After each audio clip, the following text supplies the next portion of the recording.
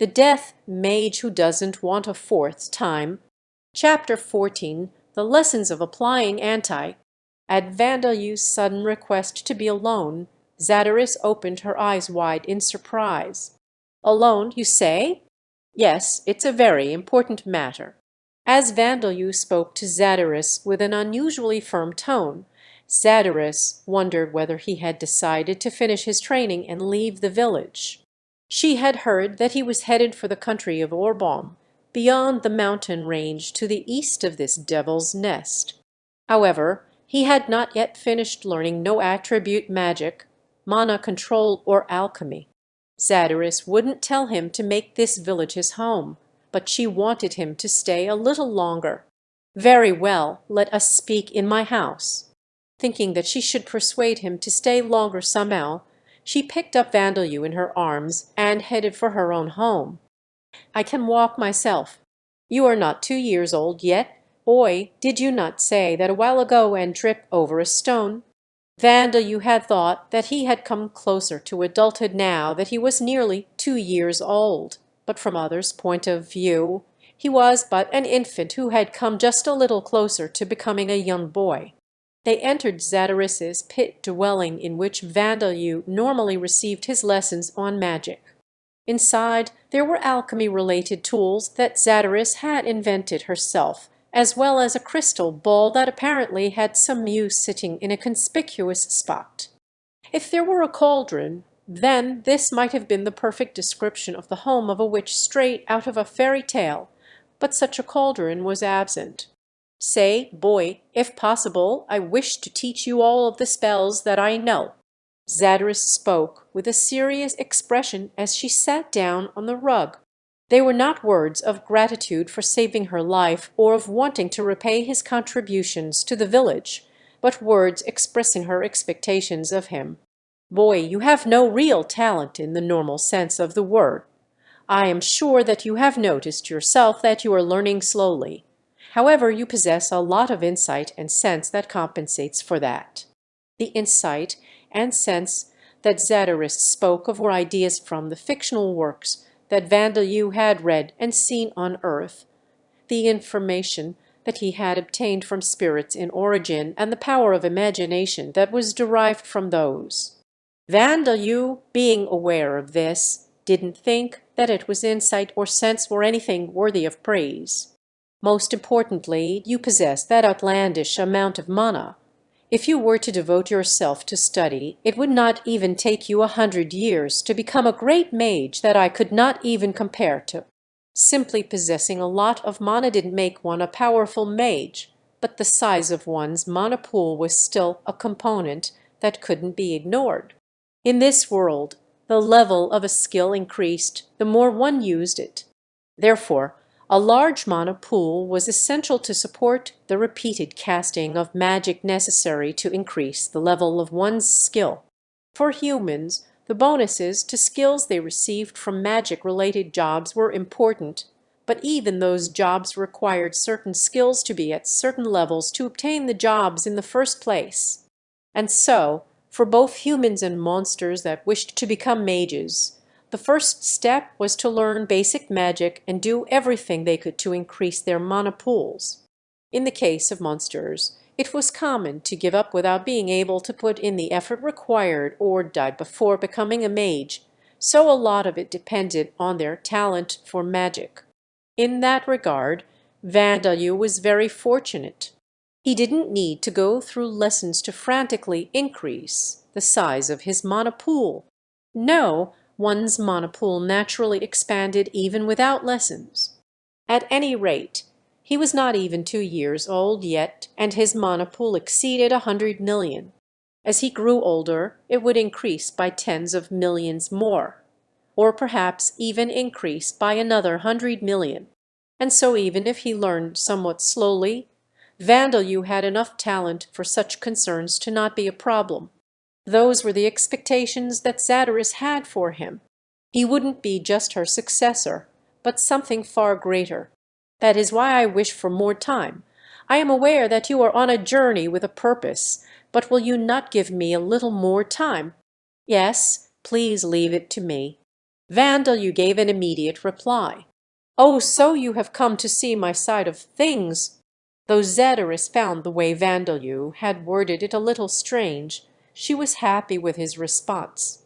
However, as he continued speaking, she realized that there had been some kind of misunderstanding. "Well, then, I'm going to begin treating you right away, so please lie down and make yourself comfortable." "Tea treating?" "Yes, please leave it to me." On one hand, Vandeleur looked full of motivation. Since he had an aptitude for death attribute magic, he could see the shadow of death on Zadoris's face, the presence of death around her. That was why he had decided to extend her lifespan. Vandeleur had thought that the greatest obstacle to doing this would be Zadoris's own wishes. Zadoris had been saying things like, "I do not have long to live, and I already have a successor ready." She hadn't seemed particularly fixated on staying alive. Vandeleur had been worried that she might reject the idea of having her life extended by magic. However, she was now saying, "Give me more time." If she had said, "I will let things run their course," or "It is best for me to pass naturally," or doubted Vandeleur when he told her that her death was close, he wouldn't have known what to do. But to think that Zadoris would be aware of her own impending death, and even put enough trust in Vandeleur to ask him to extend her life. Vandeleur was moved. Realizing what a happy thing it was to be trusted by someone else, he felt like crying. However, it was just a misunderstanding. "This is necessary for you to learn more magic from me, is it?" "Yes, there is no other way." Zadoris's age was at a point where she might last as little as a few days, or a month at most. The only way to continue learning magic from her was to extend her lifespan. "All right, but what are you doing?" Zadoris laid down, face up. This reminded Vandeleur of the first time he met her. Just like now, he was trying to save her life back then. "I'm going to make you a little younger." "Eh? Make me younger? There is no way such a thing is possible." With a bizarre sensation, Zadoris watched as Vandeleur's hands and arms sank into her stomach, all the way up to his forearms. "Hi, hi!" Zadoris opened her eyes wide in surprise, and was rendered breathless by the foreign sensation of having her internal organs being stroked by a pair of cold hands. "Right now, I have used spirit form transformation on my hands to directly examine your body's situation. I know it is a little painful, but please bear with it." Cold sweat formed on Zadoris's face as she looked up at Vandeleur to complain to him with her eyes, but he didn't notice as he was focused on what he was doing. It was actually his first time examining someone else's body using spirit form transformation, so he didn't know just how painful it would be for the subject. However, he had a good understanding of how to do it correctly.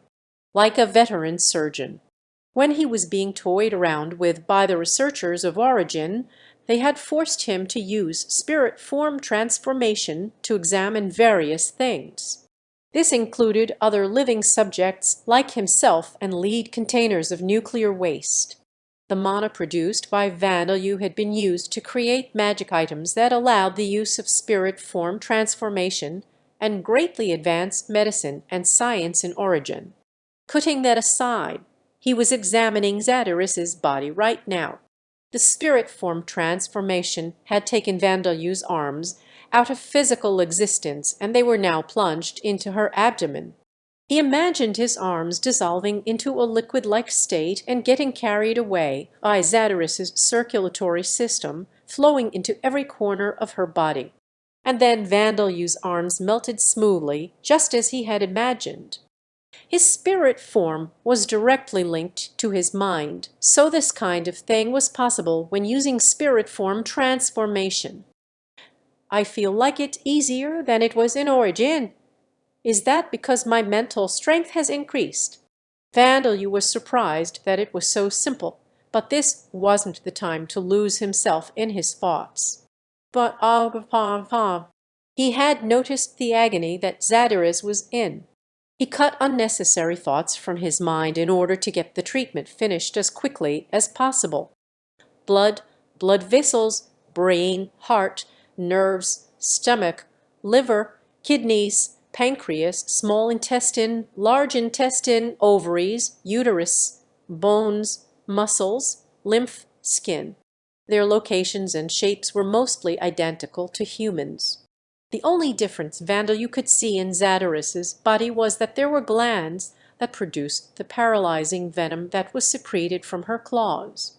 Other than the fact that the function of her organs were weakened, her condition was satisfactory.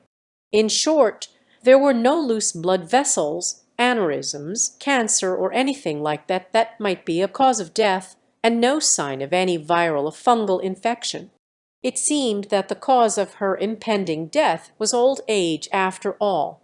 Since the cause was old age, the methods of dealing with it were difficult but simple to understand. First, Vandeleur had to choose from one of three methods. The first was using death attribute magic to halt the breakdown of Zadoris's cells while having another mage use life attribute magic to revitalize her organs to restore their declining function. This technique had been used in Origin, but there were no life attribute mages available, so this method was impossible. Since Vandeleur could only use death attribute magic, he was only capable of speeding up or slowing down cell death. Unlike life attribute magic that controlled life itself, he couldn't grant vitality to another. If it were a wound, I would stop cell death while applying a potion, but surely even potions aren't powerful enough to cure old age. Well then, onto the second method. The second method was to take measures to support her life using a spell to directly preventing her from getting closer to death. That was a simple, sure method that would work. At the very least, as long as Vandeleur cast the spell on her regularly, Zadoris could continue living in her current state. But I reject that method. Looking at it another way, that method would only maintain her current situation. If he was treating a hemorrhage or an allergic reaction, he could postpone her death and let her body's natural recovery mechanisms get her through it. But in the case of dealing with old age, it was simply delaying the inevitable. Zadoris would never recover and forever be in her weakened state. And since Vandeleur would need to cast the spell regularly, Zadoris would die soon after he left the village. There would be no point in such a treatment option. Such a method would allow Vandeleur to continue learning magic from her, but leaving aside what he stood to gain from this, he didn't want Zadoris to die. That left one option, the most difficult method, something that researchers on Origin had failed to accomplish, the reversal of age that mankind always dreamed of. It was a technique that removed the age from the cells and caused restoration of youth. In the experiments in Origin, restoring the youth of individual parts of the body such as the skin, blood vessels, and bones had succeeded, but there had never been a successful experiment that reversed the aging of the entire body. But those had been experiments conducted by someone else controlling Vandeleur's body and mind. And though his ability with magic had decreased since dying in Origin and being reincarnated in Lambda, his monopool had grown.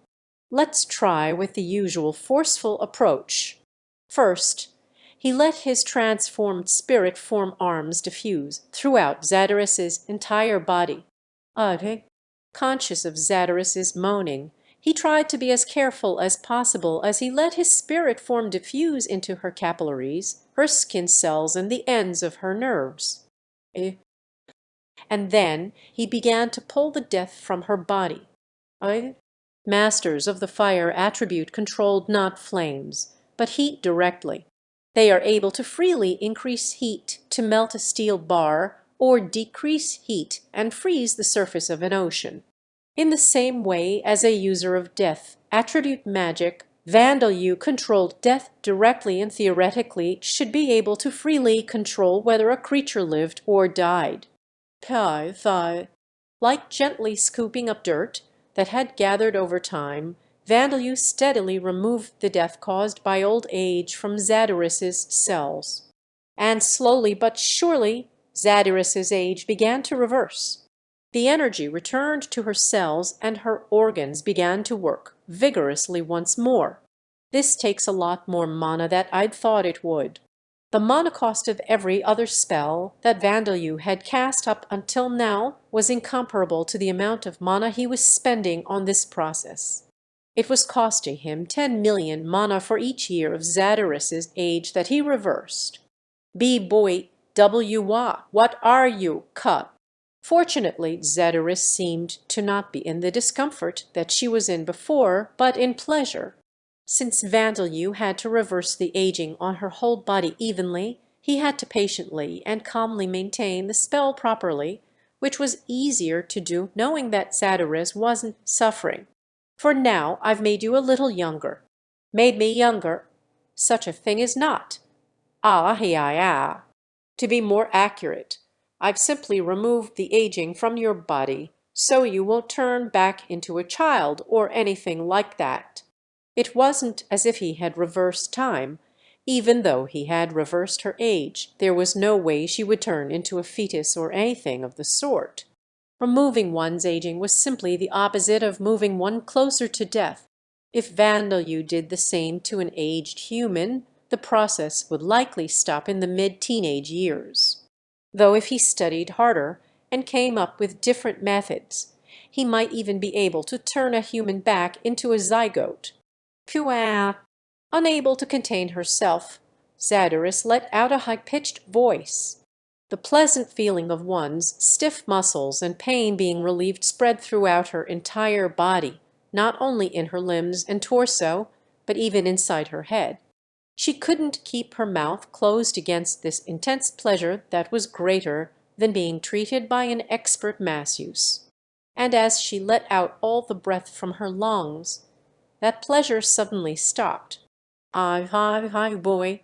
As Zadoris regained control over her breathing and looked over at Vandeleur, he was lying on his back. The arms that had been in spirit form inside Zadoris's abdomen were now back to their normal physical state. It's been a while since I used my mana to its limit. Vandeleur's mana pool was completely exhausted from reversing Zadoris's age by 10 years, so he had quickly returned his arms to their physical state and collapsed, and now he was making the noises of a sleeping person. Zadoris whispered these words as she felt her own eyelids grow heavy as well.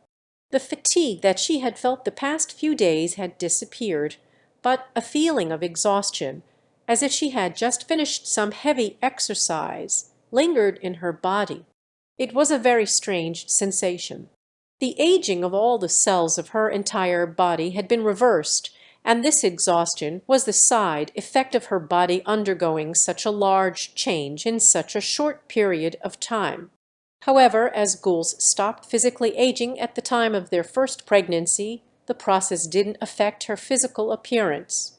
If Zadoris had been a human, she would have likely passed out on the spot. Well, it is fine. It seems that you have done something that benefits me, and I am sure that nothing bad will happen. Now, let me sleep a little as well. Cuddling closely to Vandeleur, who was already asleep, Zadoris fell asleep on the rug. And a young ghoul warrior by the name of Banad, who had spotted the chief of the village and the guest who was being treated like a full member of the community disappear in the middle of the feast, was standing outside Zadoris's house, swallowing his saliva. He had seen Zadoris and Vandeleur entering her pit dwelling, and when he had put his ear against the wall, he had heard Zadoris's moans and screams of pleasure. Who would have thought that the chief and Vandeleur would? To be able to do it at that age, damp ears are amazing. Banad whispered to himself with an expression of awe on his lion-shaped face. He should stop the others from treating Vandeleur as a child. Vandeleur was already a fully fledged adult. No, a king. The next day, as Zadoris ate with a large appetite, she showed amazement at what death attribute magic could do when Vandeleur explained what he had done, but also scolded him for not explaining what he was doing first. "However, that makes little difference to the fact that you have saved my life twice now. I thank you from the bottom of my heart. I am grateful enough that if you were a tamer I would gladly be tamed by you and become your servant. Now then, how shall I return the favor? The races that Vida had spawned that had originated from monsters could be tamed. The chances of being tamed successfully were low, as they possessed human-level intelligence and they had originated from a goddess. However, if the individual desired to be tamed, it was a different story. More than just wanting to repay Vandeleur for saving her life by giving him her own, Zadoris said those words because she had become interested by the idea of following him wherever he went. Though her heart throbbed in a way unfitting for her age, she couldn't decide this easily because of her social position. "I'd be happy if you came with me, Zadoris-san, but wouldn't the village have problems if you did that?" As Vandeleur pointed that out, Zadoris came out from her fantasies and back to reality. "Well, you are right. The village would do well without me, but there is not yet a mage to replace me, so that is a source of concern." She did think that the village would be fine without her, but now that her life had been extended, she had new desires. She wanted to teach her skills to other young women as well as Vandeleur, and she was worried about whether her youngest daughter Bastia would be able to have a child. "And I still haven't learned no attribute magic or mana control yet, so I'll be in your care a little longer." "Oh, I see. I am relieved to hear that. Well then, let us hurry and begin our lesson. My mana hasn't recovered completely yet." After that, they ate gabu-gabu for breakfast and then began another lesson.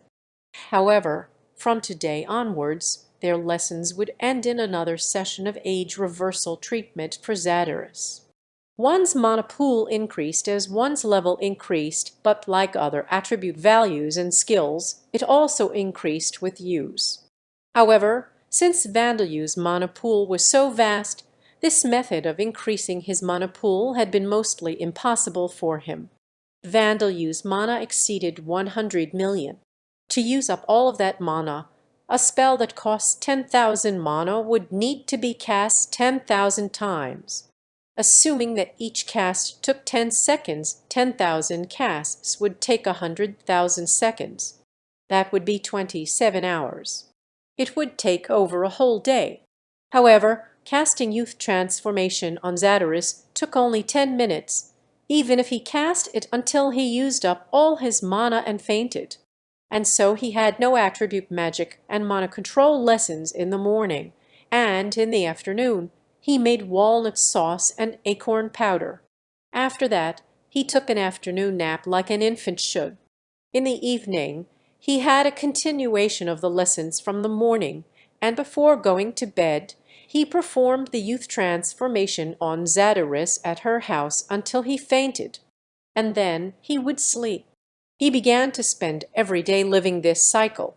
It was quite the hard schedule, but it wasn't so difficult after he came up with the idea to create stone golems out of a mortar and pestle. He broke the acorns into smaller pieces, washed them, dried them, and then simply added the pieces to the mortar and ordered the pestle to spin, and it would automatically crush them into powder.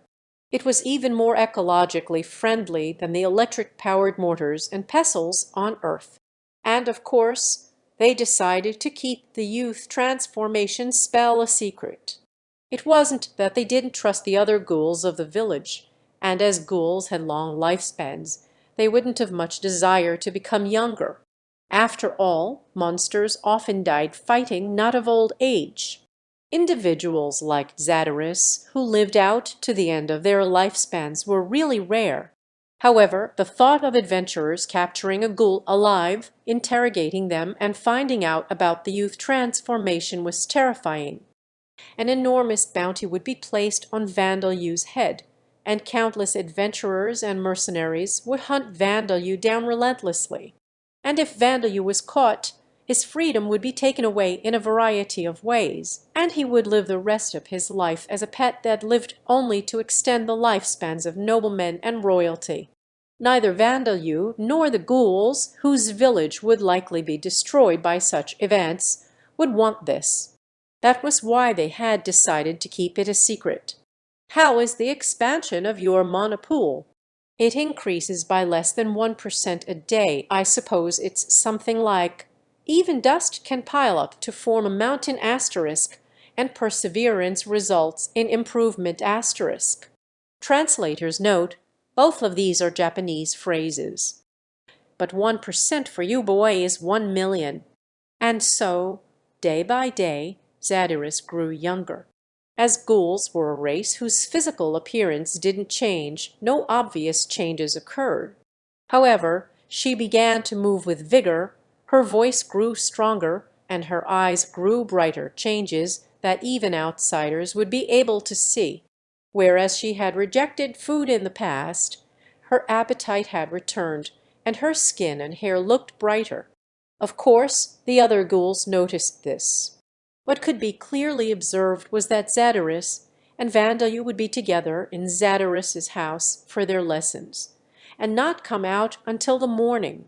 If one listened carefully, Zadirus's stifled moans of pleasure could be heard, and Zadirus looked healthier and healthier day by day. As a result, an obvious misunderstanding occurred. Normally, the ghouls would assume that a 1-year-old boy wouldn't be able to do such a thing, but Vandeleur was of a different race. Wouldn't it be possible for an unfamiliar race to reach maturity at a different rate? Perhaps a Dhampir could do it at that age? He was far more mature than he appeared, too. It didn't take long for the ghouls to begin thinking this. I'm not sure if it's Dhampirs that are amazing or Vandeleur who's amazing. Maybe I should seduce him as well.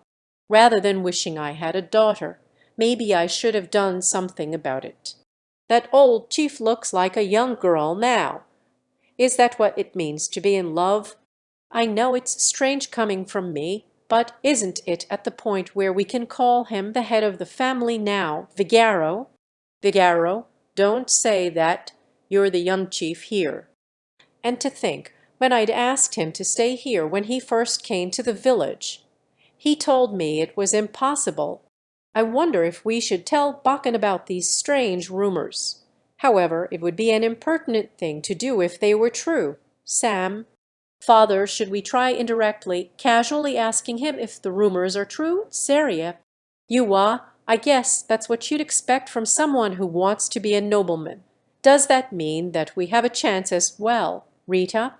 Finally, Sam and Saria had begun to worry about the situation, while Rita made a carefree joke. In July, with his second birthday coming up and full-blown summer approaching, Vandeleur finally obtained the no-attribute magic and mana control skills at level 1. He was happy that he had been able to obtain these skills in less than a year after having been told that it normally takes multiple years, but according to Darsha and Sam, level 1 in these skills was considered less than apprentice level in society.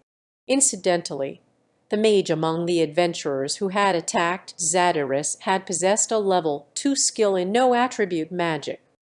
I've got a long road ahead of me, I guess. Looking up at the sky, Vandeleur was in a bright mood. He felt proud. No-attribute magic was something that may not have existed in origin, and if that was the case, then that meant that he was one step ahead of Amy, Hiroto, and the others who were still enjoying their second lives in that world. It was a small step, but continuing these steps would lead directly to a safe future for himself. Also, he had stopped the exercise in which he exhausted his whole mana pool to cast youth transformation on Zadirus. This was because the age of Zadirus's body now matched its physical appearance. I do not know what would happen if you were to continue, and this is more than enough. I suppose so, since you have over 200 years now before you reach the end of your lifespan again. His mana pool had increased quite a lot, and he would have liked to continue if possible, but there were no other ghouls in the village over 250 years old.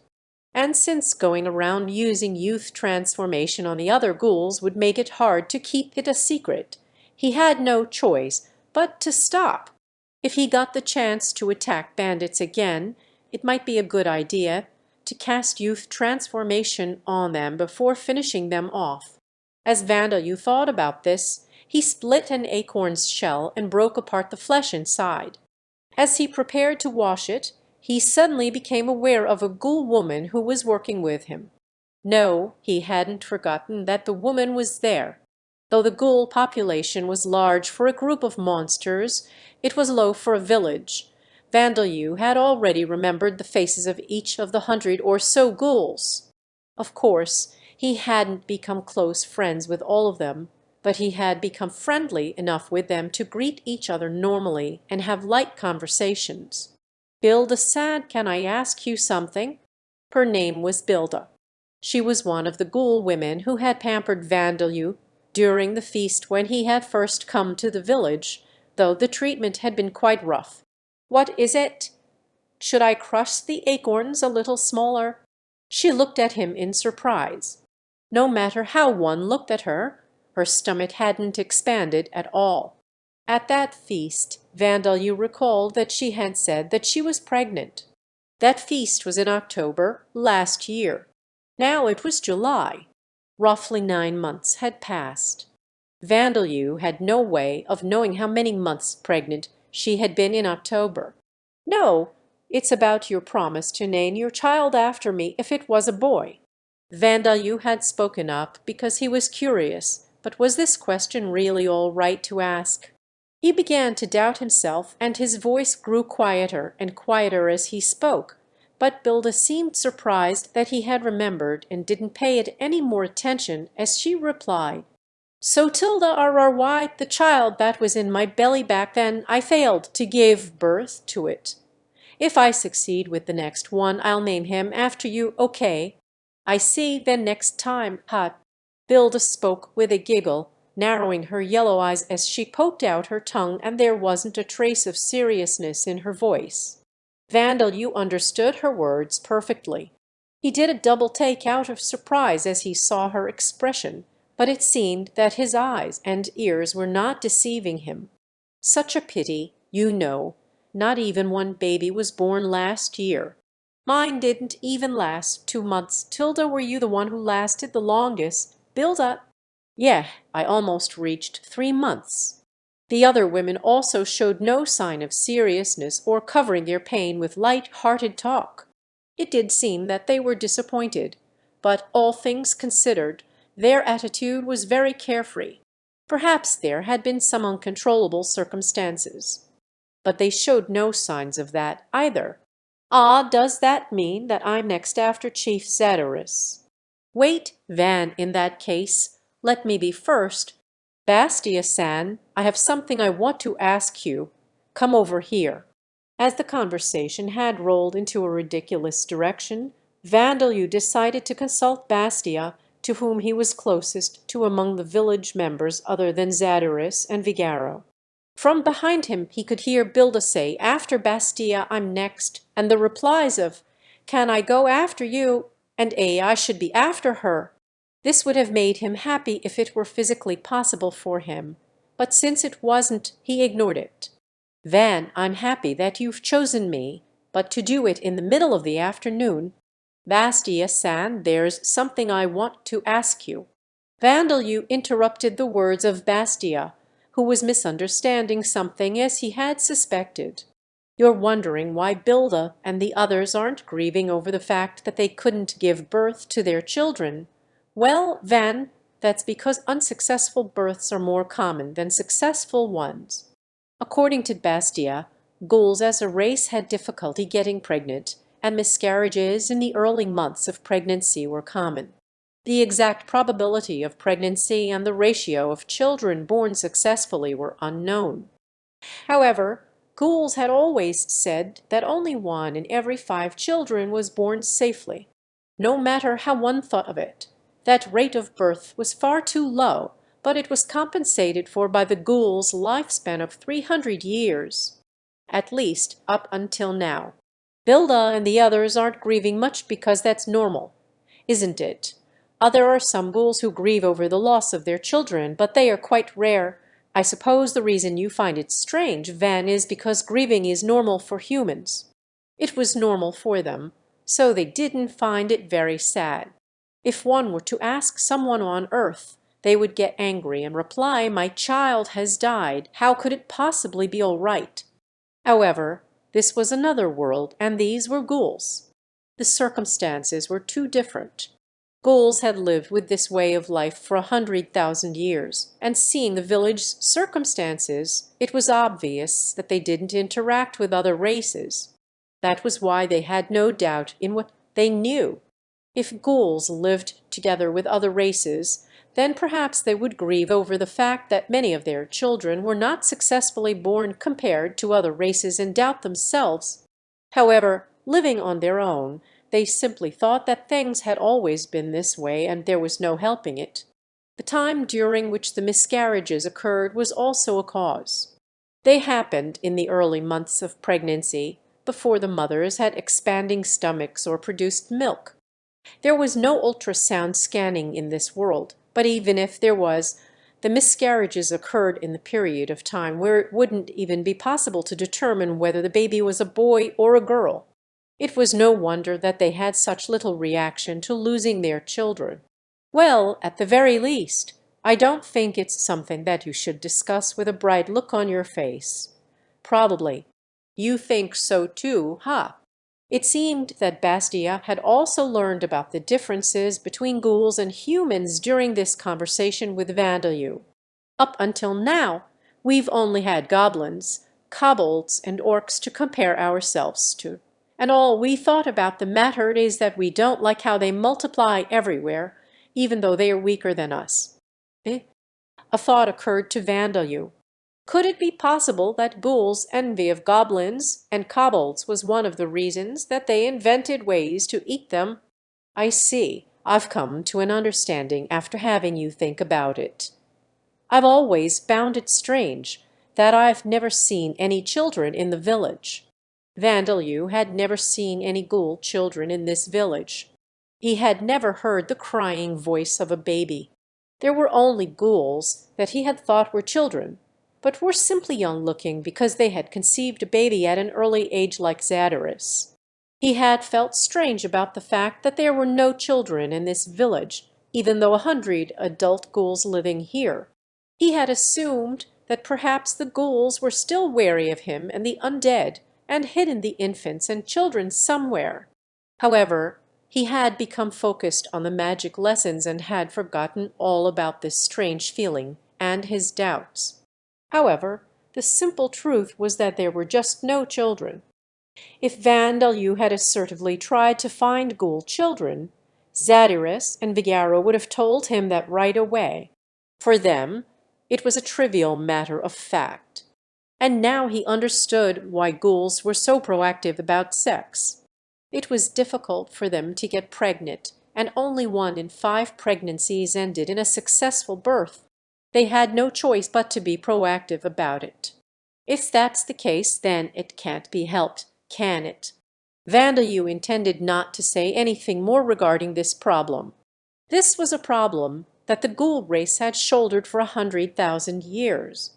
Since the ghouls had still managed to survive up until now, he thought that there was no need for him to rack his brains and come up with a solution. In fact, seeing the village, he could see that this wasn't putting the ghouls at risk. With that being the case, nobody had asked him to do anything about it, so trying to do something would be needless meddling. But if someone were to ask him to do something about it, it would be a different story. You might be right in saying that it can't be helped, but there hasn't been a child born in this village for the past 10 years. Mother and Vigaro are worrying about it as well. It's impossible with Mother's magic, but could something be done about it using your magic? Van, of course. Me wanting to become pregnant is one reason. Ah, someone asked him to do something about it. I understand. I'll try to think of something. So it was a different story. Name Vandeleur. Race Dampier Dark Elf. Age 2 years, 1 month old. Titled None. Job None. Level 100. Job history None. Attributes: vitality 42, mana 113,550,000, strength 37, agility 13, stamina 39, intelligence 60, passive skills: superhuman strength level 1, rapid healing level 2, death attribute magic level 3, status effect resistance level 3, magic resistance level 1, dark vision, mental corruption level 10, death attribute charm level 3 level up, chant revocation level 1, strengthen followers level 1 NEW, active skills: blood sucking level 3, surpass limits level 2, golem transmutation level 2, no attribute magic level 1 NEW, mana control level 1 NEW, curses: experience gained in previous life not carried over, cannot learn existing jobs, unable to gain experience points independently,